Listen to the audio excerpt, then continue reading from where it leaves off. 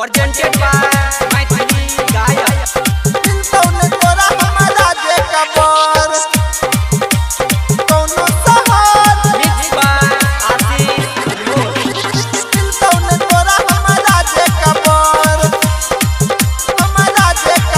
हेरे रखबौ ने तोरा जका छौड़ा के ध्यान प कर भीजे पीछा बजा देबौ कान प रखबौ ने तोरा जका छौड़ा के ध्यान प कर भीजे पीछा बजा देबौ कान प बनेबौ ने हमें तोरा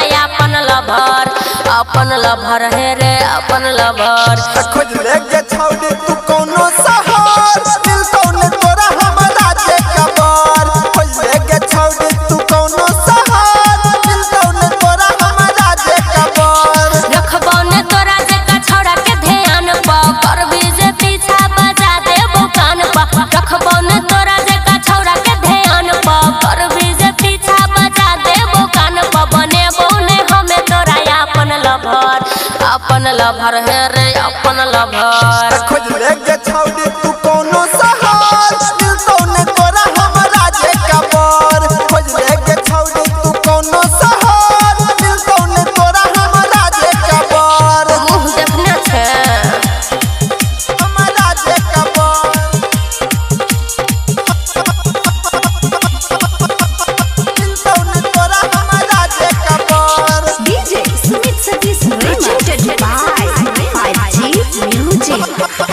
हमारा जे कबर Singing by Jivat Singh. हमारा जे कबर छियै जवाना हम छोड़ दो मसीन रे करबे कितनो आगा पीछा करबो ने पसीन रे रे छौरा सुनै छी हो गई सुन सोना के सिकर ही देबो तोरा किन गे तोरा नाम लिख देबो 2 बीघा जमीन गे लिख जमीन चाहे कर तू वादा हमरा नहीं बदलतौ इरादा लिख जमीन चाहे कर तू वादा हमरा नहीं बदलतौ इरादा लगे ये बेटा आबू खसेबो बजार रे खसेबो बजार खोज ले के छौड़ी तू कौनो सहार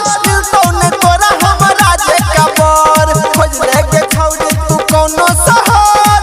तौने तोरा हमारा जे कबर चल हट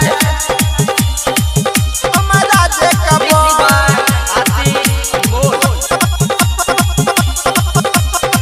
तौने तोरा हमारा जे कबर DJ Sumit Satish presented by 5G Music. हमारा जे कबर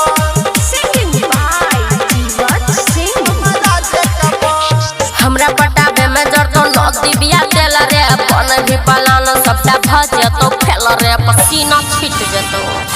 तो सुन रवि अमित से एनानी तू खेल गे छोरा बोने पीछा चाहे जाय पड़ते गेल गे करे नै जीवा छ सिंह परेश रे कहै छ सुमन सोना बात विशेष रे करे नै जीवा छ सिंह परेश रे कहै छ सुमन सोना बात विशेष राइटर मुकेश से हम बसेबै